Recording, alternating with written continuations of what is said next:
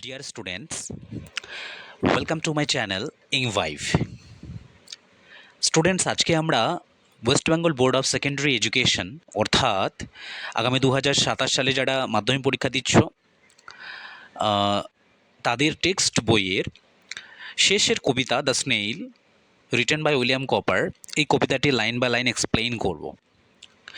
তো line by line explain করার পূর্বে আমরা the author and the text সম্পর্কে পড়ব। শুরু করছি। William copper 1731 to 1800 was one of the most popular poets of his times.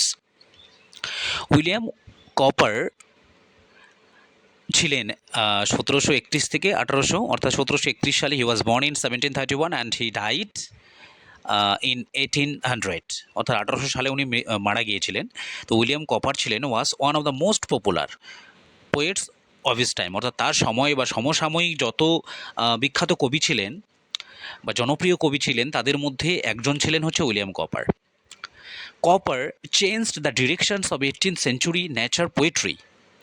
Copper পরিবর্তন করেছিলেন দ্য ডিরেকশনস, মানে এখানে ধারাকে পরিবর্তন করেছিলেন of 18th century nature poetry, অর্থাৎ অষ্টাদশ শতাব্দীতে প্রকৃতিকে নিয়ে যে কবিতা লেখা হতো সেই কবিতার ধারাকে পরিবর্তন করে দিয়েছিলেন by writing about the English countryside, অর্থাৎ ইংরেজ বা ইংল্যান্ডের যে গ্রাম্য পরিবেশ সেই গ্রাম্য পরিবেশের সম্পর্কে লিখে, বাই রাইটিং মানে লিখে, কি সম্পর্কে? About the English country side, ইংল্যান্ডের গ্রাম্য পরিবেশ, কান্ট্রি সাইড মানে গ্রাম্য পরিবেশ, ইংল্যান্ডের গ্রাম্য পরিবেশ and the everyday lives of people, এবং ইংল্যান্ডের যে সাধারণ মানুষের প্রত্যেক দিনের যে জীবন, সে প্রত্যেক দিনের জীবনের সাথে গ্রাম্য পরিবেশের মেলবন্ধন ঘটিয়ে তিনি অষ্টাদশ শতাব্দীতে প্রকৃতি সম্পর্কে যে কবিতা লেখার যে ধরন ছিল আগে, সেটার ধারা পরিবর্তন করে দিয়েছিলেন। ইস ফেমাস ওয়ার্কস, তার উল্লেখযোগ্য কিছু কাজের মধ্যে রয়েছে include Olney hymns, Olney hymns and the task. Olney hymns and the task ছিল তার কিছু উল্লেখযোগ্য কাজের মধ্যে দুটি কাজ। The poem takes us into the private world of a snail, এই কবিতাটি আমাদেরকে নিয়ে যায় into the private world. Private world মানে হচ্ছে ব্যক্তিগত জগতে, অফ এ স্নেইল একটা শামুকের ব্যক্তিগত জগতে। আমরা যখন এই কবিতাটা পড়ব তখন দেখব এই কবিতাটি আমাদেরকে নিয়ে যাচ্ছে একটা শামুকের ব্যক্তিগত জগতে, অর্থাৎ যে জগতে বা যে পরিবেশে শামুকটি বাস করে। হোয়ার ইট ইজ সিন, যেখানে এটাকে দেখা যায়, টু লিড অতিবাহিত করতে, এ সেলফ সাফিসিয়েন্ট লাইফ, স্বয়ং সম্পূর্ণ জীবন। সেলফ সাফিসিয়েন্ট লাইফ মানে যে লাইফে সে স্বয়ং সম্পূর্ণ, অর্থাৎ কারোর উপর নির্ভর করতে হয় না, যতটুকু আছে ততটুকুতেই সে সম্পূর্ণ। সেলফ সাফিসিয়েন্ট বা স্বয়ং সম্পূর্ণ জীবন সে অতিবাহিত করে। We are allowed to observe, আমরা অনুমতি পাই ইন মাইনিউট ডিটেল, অর্থাৎ we are allowed to observe মানে আমরা অনুমতি পাই বা আমরা সুযোগ পাই পর্যবেক্ষণ করতে বা দেখতে, ইন মাইনিউট ডিটেল মানে পুঙ্খানুপুঙ্খভাবে, দ্য স্মল ইয়েট ছোট তবুও সেলফ কন্টেইনড আত্মনির্ভর, সেলফ কন্টেইনড মানে আত্মনির্ভর বা স্বয়ং সম্পূর্ণ ওয়ার্ল্ড জগৎ, ইন হুইচ যে জগতে এ স্নেইল লিভস একটা শামুক বাস করে। এই লাইনটা আবার বলছি, we are allowed to observe আমরা সুযোগ পাই দেখতে বা পর্যবেক্ষণ করতে, ইন মাইনিউট ডিটেল পুঙ্খানুপুঙ্খভাবে বা খুব কাছের থেকে, দ্য স্মল ইয়েট ছোট তবুও, সেলফ কন্টেন্ট ছোট কিন্তু সেলফ কন্টেন্ট বা স্বয়ং সম্পূর্ণ ওয়ার্ল্ড একটা জগৎ, ইন হুইচ যে জগতে এ স্নেইল লিভস যে জগতে একটা শামুক বাস করে।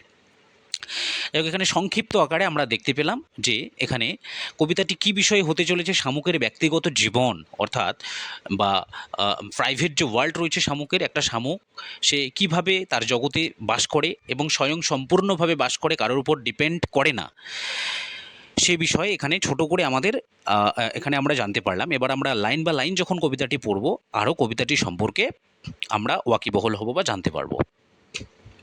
শুরু করছি কবিতাটি।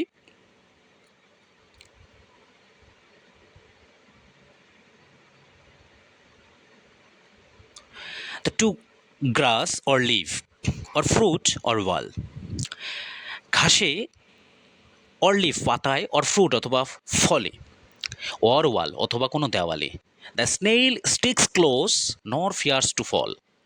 স্নেইলটা এতটা শক্তভাবে লেগে থাকে, snail sticks close, sticks close মানে শক্তভাবে লেগে থাকা, স্টিক্স মানে লেগে থাকা, ক্লোজ মানে কাছের থেকে, কিন্তু এখানে শক্তভাবে লেগে থাকে একটা শামুক।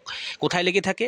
তো গ্রাসের উপরে, লিফের উপরে, ফ্রুট মানে ফলের উপরে, আর ওয়াল কোনো দেওয়ালের উপরে এমনভাবে লেগে থাকে, নো ফিয়ার্স নর ফিয়ার্স টু ফল, যেখানে তার পড়ে যাওয়ার কোনো ভয় থাকে না। অর্থাৎ ঘাসের উপরে, পাতার উপরে, ফ্রুটের উপরে, ওয়ালের উপরে একটা শামুক এমনভাবে শক্তভাবে লেগে থাকে যে তার পড়ে যাওয়ার কোনো ভয় থাকে না। অ্যাজ ইফ যেন মনে হয় হি গ্রিউ দেয়ার, সে সেখানেই জন্ম নিয়েছে বা সেখানেই যেন বড় হয়েছে। হাউস অ্যান্ড অল টুগেদার মানে তার বাড়ি, হাউস মানে এখানে বাড়ি, বাড়ি বলতে তার খোলসটাকে বুঝিয়েছে। হাউস বলতে শামুক যে খোলসের মধ্যে থাকে সেই খোলসটাকে তার হাউস বলা হয়েছে। অ্যান্ড অল টুগেদার মানে সমস্ত কিছুকে নিয়ে, অর্থাৎ শামুক তার নিজের শরীর এবং তার বাড়িসহ বা খোলসসহ একসাথে সেখানে বড় হয়। আশা করি প্রথম স্ট্যান্ডাটা আমি ক্লিয়ার করতে পারলাম। পরের স্ট্যান্ডাতে যাচ্ছি আমরা। উইদিন দ্যাট হাউস, ঠিক ওই বাড়িতে, উইদিন মানে মধ্যে, দ্যাট হাউস মানে ওই বাড়িতে, অর্থাৎ শামুকের খোলসের মধ্যে, সেলের মধ্যে, সিকিউর হি হাইটস খুব সুরক্ষিতভাবে সে লুকায়। তাহলে within that house secure he Heights সুরক্ষিতভাবে সে লুকায়।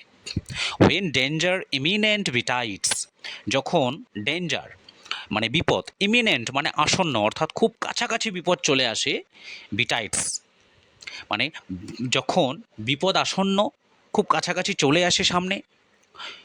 অফ স্টর্ম সেটা হতে পারে কোনো ঘূর্ণিঝড়ের, অর আদার হার্ম বিসাইডস অথবা অন্য কোনো ক্ষতিকারক বা ক্ষতি, বিসাইডস মানে এছাড়া, এছাড়া অন্য কোনো ক্ষতি। অফ ওয়েদার, ওয়েদার মানে আবহাওয়ার, অর্থাৎ আবহাওয়া পরিবর্তনের সাথে সাথে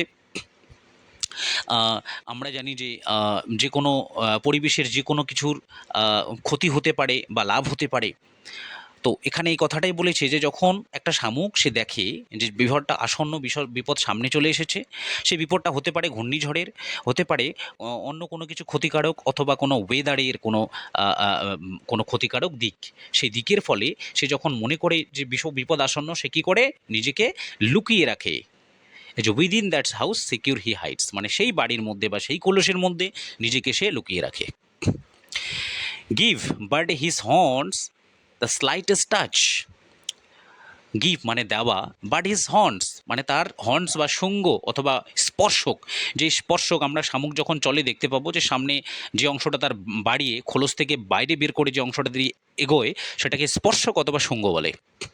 তো গিভ বাট হিজ হর্নস, তার সেই শুঙ্গ বা স্পর্শক দিয়ে যদি তুমি কি করো সেই স্পর্শে টাচ করো, দ্য স্লাইটেস্ট টাচ মানে খুব হালকা করে, খুব আলতো যদি স্পর্শ করো, his self collecting powers is is such, his self collecting power, self collecting মানে নিজেকে গুটিয়ে নেওয়ার, সেলফ কালেক্টিং মানে নিজেকে গুটিয়ে নেওয়ার, পাওয়ার মানে ক্ষমতা, ইজ সাচ অর্থাৎ এতটাই যে নিজেকে সে কী করে নেয়, তার সেলফ কালেক্টিং পাওয়ার অথবা নিজেকে গুটিয়ে নেওয়ার যে ক্ষমতা সেটা কিন্তু সেখানে প্রকাশ পায়।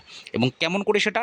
স্ট্রিংস সে নিজেকে সংকুচিত করে বা গুটিয়ে নেয়, ইনটু হিজ হাউস তার সেই খোলসের মধ্যে বা তার বাড়ির মধ্যে, উইথ মাচ ডিসপ্লেজার অর্থাৎ কেউ যদি তাকে আলতোভাবে টাচ করে, স্পর্শ করে, সে কী করে? তার যে সেই সঙ্গটাকে সেই ঘরের মধ্যে ঢুকিয়ে নেয়, সেই স্পর্শ তার যে রয়েছে সেটাকে, এবং সংকুচিত হয়ে কোথায় সংকুচিত হয়? ইনটু হিজ হাউস তার সেই খোলসের মধ্যে। উইথ মাচ ডিসপ্লেজার অনেকটা কিসের সাথে? ডিসপ্লেজার মানে হচ্ছে যেটা সে কি অস্বাচ্ছন্দ্য বোধ করে, স্বাচ্ছন্দ্য বোধ না করে মানে অখুশি হয়ে, অর্থাৎ তাকে যদি টাচ করা হয় সে টাচে সে খুশি হয় না, সে বিরক্ত বোধ করে। ডিসপ্লেজার বলতে এখানে বিরক্ত বোধ করা বা খুশি না হওয়া। হোয়ার এভার এটা একটা পোয়েটিক ফর্ম, শর্ট ফর্মে লেখা আছে। হোয়ার এভার হি ডুয়েলস যেখানেই সে বাস করে, ডুয়েলস মানে বাস করা, হি ডুয়েলস অ্যালোন যেখানেই সে বাস করে সে একা বাস করে, ডুয়েলস মানে বাস করা, তাহলে হোয়ার এভার হি ডুয়েলস যেখানেই সে বাস করে, হি ডুয়েলস অ্যালোন সে একা বাস করে। এক্সেপ্ট হিমসেলফ হ্যাজ চ্যাটেলস নান সে নিজেকে ছাড়া, এক্সেপ্ট মানে হচ্ছে ছাড়া, যেমন উইদাউট মানে ছাড়া, এই এক্সেপ্ট মানেও ছাড়া। আর একটা অ্যাকসেপ্ট আছে সেটা হচ্ছে ACCEPT, ACCEPT ওটার মানে হচ্ছে গ্রহণ করা, মানে হচ্ছে গ্রহণ করা। আর ইকসেপ্ট, EXCEPT, ইকসেপ্ট মানে ছাড়া বা ব্যতীত, উইদাউট। তো ইকসেপ্ট হিমসেলফ বা একসেপ্ট হিমসেলফ মানে নিজেকে ছাড়া, ইফ হি হ্যাজ চ্যাটেলস নান মানে নিজেকে ছাড়া তার আর কোনো, চ্যাটেলস মানে হচ্ছে সম্পদ, অর্থাৎ নিজেকে ছাড়া তার কোনো কি নেই, সম্পদ নেই, কোনো কিছু নেই, অর্থাৎ নিজেকে ছাড়া তার আর কোনো কিছু নেই।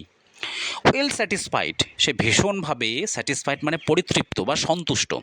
টু বি হিজ ওন, অর্থাৎ তার নিজের মধ্যে থেকে বা নিজের যতটুকু রয়েছে, to be his own whole treasure, অর্থাৎ নিজেই নিজের সমস্ত সম্পদ হতে পেরে সে ওয়েল স্যাটিসফাইড বা হচ্ছে ভীষণ সন্তুষ্ট।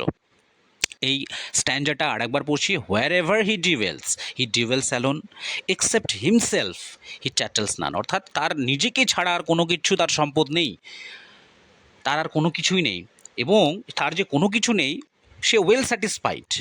Two be his own whole treasure, সে ভীষণভাবে পরিতৃপ্ত বা সন্তুষ্ট, satisfied. To be his own whole treasure, তার নিজের সমস্ত সম্পদ, নিজেই নিজের যতটুকু রয়েছে ততটুকুকেই বা নিজেকেই নিজের সম্পদ মনে করে হি ওয়েল স্যাটিসফাইড। পরের স্ট্যান্ডাতে চলে যাচ্ছি আমরা। ও সরি, কবিতাটা শেষ হয়ে গেছে এখানেই। তো কবিতাটা আমাদের এখানেই শেষ হয়ে গেল। তাহলে আমরা যেটা জানতে পারলাম এই কবিতার থেকে, যে কবিতাটির মেইন যে বিষয়বস্তু, উইলিয়াম কপার একটি ছোট শামুকের জীবনকে তুলে ধরে আমাদের আত্মনির্ভরতা, সতর্কতা, নিরাপত্তা বোধ এবং সন্তুষ্টির শিক্ষা দিয়েছেন এই কবিতা থেকে আমাদের। আসলে শামুকের মতো আমাদেরও নিজের সামর্থ্যের উপর ভরসা রাখা এবং অল্পেই সন্তুষ্ট থাকতে শেখা উচিত। ওকে, থ্যাংক ইউ সো মাচ ভিডিওটা দেখার জন্য, এবং যারা এখনও পর্যন্ত আমার চ্যানেলটি সাবস্ক্রাইব করোনি, চ্যানেলটি সাবস্ক্রাইব করে দাও। এর পরবর্তী সময় আমি তোমাদের যেটা 30 নম্বরের যে রাইটিং থাকে, 3টা রাইটিং সেকশানের উপর ইম্পর্ট্যান্ট রাইটিং আমি নিয়ে আসবো, বেঙ্গলিতে এক্সপ্লেইন করে দেবো, এবং এমনভাবে রাইটিংগুলো আমি প্লেস করব যাতে করে তোমরা একটা রাইটিংকে ভালোভাবে মুখস্থ করে, সেই রাইটিং মুখস্থ থাকলে পরে সেই রাইটিং অনুযায়ী যে কোনো রাইটিং আসুক না কেন সেই রাইটিংটা তোমরা পরীক্ষায় প্রেজেন্ট করতে পারো। Okay, thank you so much, by.